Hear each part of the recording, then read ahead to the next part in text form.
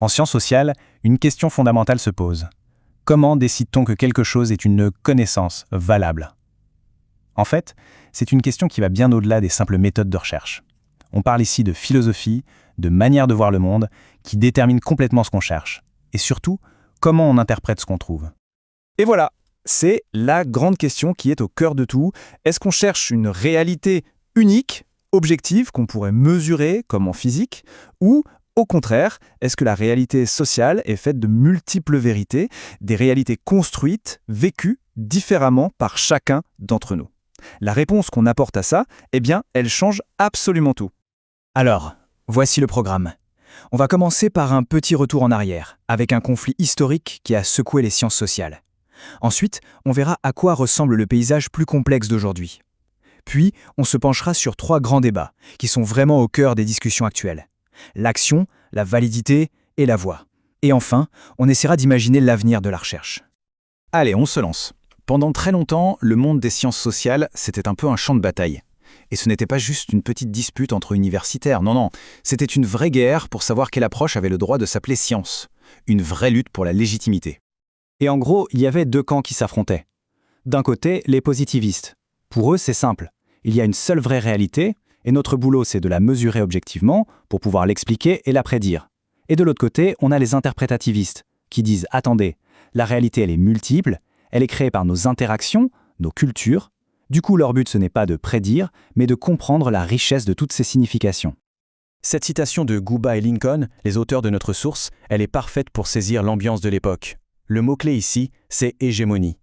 Chaque camp ne voulait pas seulement exister, il voulait dominer. Imposer sa vision comme la seule, la vraie, la bonne façon de faire de la science. Mais, et c'est là que ça devient intéressant, cette grande guerre est plus ou moins finie. Aujourd'hui, le paysage de la recherche ne ressemble plus à un combat entre 2 armées.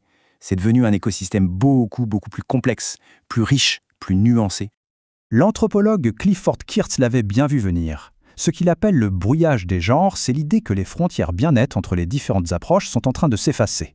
Les chercheurs n'hésitent plus à piocher des idées et des méthodes un peu partout, ce qui crée des approches nouvelles, hybrides. Alors ce tableau, c'est un peu un guide pour s'y retrouver dans ce nouvel écosystème. Regardons juste quelques exemples.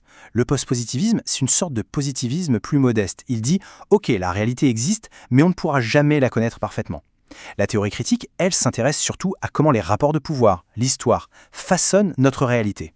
Et puis le constructivisme, ou l'approche participative, vont encore plus loin.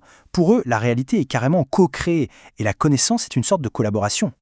Mais alors, est-ce qu'on peut juste prendre un peu de ci, un peu de ça, et mélanger le tout? C'est là qu'intervient une idée super importante, la commensurabilité. La question, c'est de savoir si des visions du monde qui sont fondamentalement opposées peuvent vraiment être compatibles. Et cette métaphore est juste géniale pour comprendre le problème. Essayer de mélanger des paradigmes qui reposent sur des bases totalement contradictoires, c'est comme poser des questions qui n'ont absolument aucun sens en dehors de leur propre système de croyance. Au fond, ils ne parlent même pas la même langue. On dit qu'ils sont incommensurables. Bien. Abordons maintenant le premier grand débat qui agite le monde de la recherche aujourd'hui. Quelle place donner à l'action? Est-ce que le rôle du chercheur est d'observer le monde de loin, en toute neutralité, ou est-ce qu'il doit, au contraire, s'engager pour essayer de le changer? Et là, on voit vraiment 2 mondes s'opposer. Pour l'approche classique, l'action, c'est le mal, c'est une contamination, un biais qui vient détruire la sacro-sainte objectivité. Mais pour les nouveaux paradigmes, c'est tout l'inverse. L'action, ce n'est pas un problème, c'est carrément le but de la recherche. C'est un moyen de participer à l'émancipation des gens, de renforcer la démocratie. Et ça nous amène tout droit au 2e grand débat. Parce que si on abandonne l'idée d'une vérité unique et objective, si on accepte la subjectivité, alors comment on fait pour savoir si une recherche est sérieuse, si elle est digne de confiance? C'est toute la question de la validité. Avant, la réponse, c'était la triangulation. L'idée était de croiser plusieurs sources, plusieurs méthodes pour qu'elles convergent toutes vers un seul point, une seule vérité. L'image, c'est celle du triangle. C'est stable, c'est rigide, c'est fixe.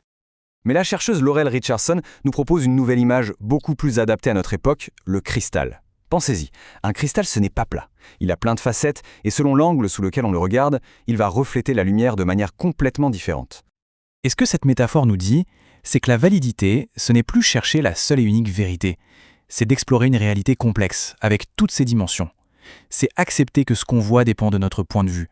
Et paradoxalement, c'est en acceptant que notre savoir est toujours partiel qu'on peut arriver à une compréhension plus riche et plus profonde. On en arrive au dernier grand débat, qui touche à quelque chose de très intime, la question de la voix. Qui parle dans un travail de recherche? Est-ce seulement le chercheur? Et comment les voix des autres, celles des participants, sont-elles représentées? L'évolution sur ce point est assez fascinante. On est parti de très loin. Au début, le chercheur se devait d'être invisible, d'adopter ce qu'on appelle une voix de nulle part, totalement objective. Puis on a commencé à intégrer des citations, la parole brute des gens. Ensuite, le chercheur a commencé à parler de lui, à reconnaître sa propre subjectivité. C'est la voix réflexive. Et aujourd'hui, la tendance est de chercher des moyens pour que les participants parlent directement, pour eux-mêmes, sans filtre. Et tout ce mouvement est porté par cette idée de réflexivité. En clair, on ne demande plus aux chercheurs de faire semblant d'être neutres. Au contraire, on attend d'eux qu'ils soient hyper conscients et transparents sur la manière dont qui ils sont, leur histoire, leurs valeurs, leur position, influencent inévitablement la connaissance qu'ils produisent. Alors, où est-ce que tout ça nous mène? Eh bien, on est clairement à l'aube d'une nouvelle ère pour la recherche. Une ère qui n'a plus peur de la complexité, qui accueille la multiplicité des voix et des vérités. Cet avenir, il sera marqué par 3 choses. La multivocalité, plein de voix différentes qui s'expriment, des significations contestées, l'idée qu'il n'y a jamais d'interprétation finale, que tout est toujours ouvert au débat, et enfin, de nouvelles formes textuelles. La recherche ne va plus se limiter à l'article scientifique classique. Cette dernière citation résume tout de façon très forte. Ce grand changement, ce n'est pas une perte de certitude, c'est une libération. C'est se libérer de l'idée écrasante qu'il n'y a qu'une seule vérité avec un grand V. C'est enfin s'ouvrir à une incroyable richesse de perspectives qui, pendant trop longtemps, ont été complètement ignorées ou réduites au silence. Et on va se quitter sur cette dernière question qui est loin d'être simple. Si on accepte qu'il n'y a pas de réponse unique, que chaque vérité dépend d'un point de vue et qu'elle est donc toujours partielle, comment fait-on pour se mettre d'accord et agir ensemble? Comment on utilise toute cette mosaïque de savoir pour construire collectivement un monde plus juste? C'est sans doute le plus grand et le plus passionnant des défis pour les sciences sociales de demain.